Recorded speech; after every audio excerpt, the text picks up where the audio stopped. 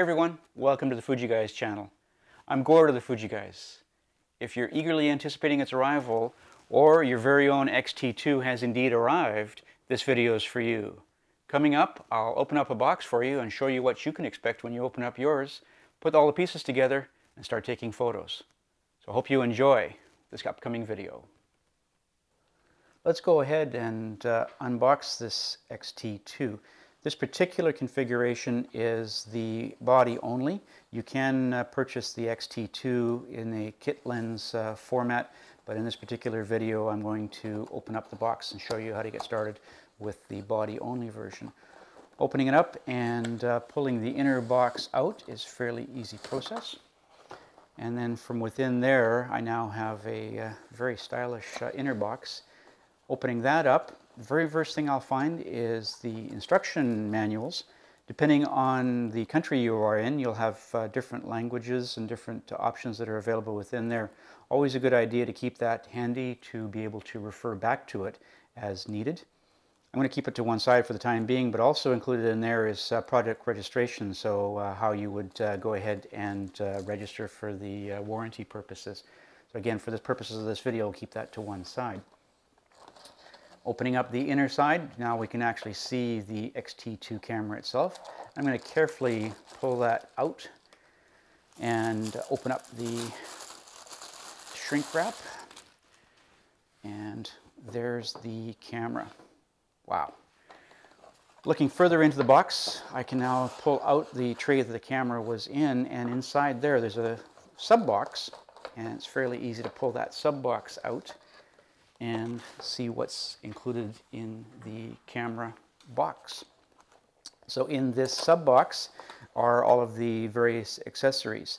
So let's take a tour of what's inside here. Starting off with the battery. This is an NP-W126S battery, and it is used in the X-T2. As well, there's a charging brick, and the nice thing about the charging brick is that the battery can only go in one way. You can't inadvertently insert the battery incorrectly. It will only ever go in the one way to work totally properly.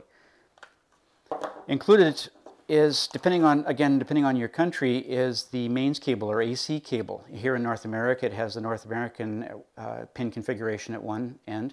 Depending again on your country, it'll have different pin configurations on this cable. The other end of the cable plugs into the battery charging brick just fine. For the purposes of this video, because the battery is shipped with a little bit of a charge, I'm going to power up the camera. However, we do recommend that you do charge up the battery before you start to use the camera. Included in here as well is the camera strap, which I will attach a bit later, but not part of this video.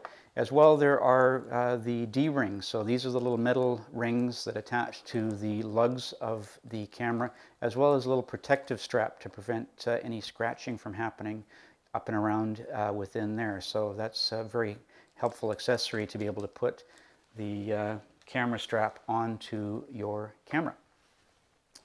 Also in the box up top here, the last item in here is the strobe, the EFX8 strobe. Because the X-T2 does not actually come with a built-in flash, this is the flash that comes with the camera in the box. And so we can use this flash just as though we had an in-camera flash.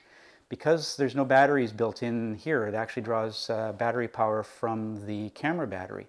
And so it's just a matter of taking this little cap off, don't lose that cap, and then just sliding the strobe on there, flipping it up as we want to take pictures, and putting it back down again to turn that off. For the time being, I'm going to put that off to one side as well, and I'm going to put my little cover back on there. So, to put the battery in, all we have to do is go to the bottom of the camera and open up the little battery door. Just like the charging brick, you can only put the battery in one way. You can't inadvertently put it in. It won't stay in the incorrect orientation. So the guideline is to put this little line up this little orange tab here with the orange dot or orange bar on the battery, and it will slide in there and stay in there just fine. To release the battery, all you have to do is slide the little bar out of the way, at which point the battery comes out very easily. So let's dash the battery in there. The X-T2 does not have any internal memory, so you need to have a memory card to be able to capture photos and or videos with the X-T2. It uses SD or SDHC or SDXC memory cards. And we always recommend, if you're going to be shooting videos, to use a UHS U3 or faster card. This particular card is a UHS 2 card, so we have quite a large number of contacts within there, but there is a U3 designation within there.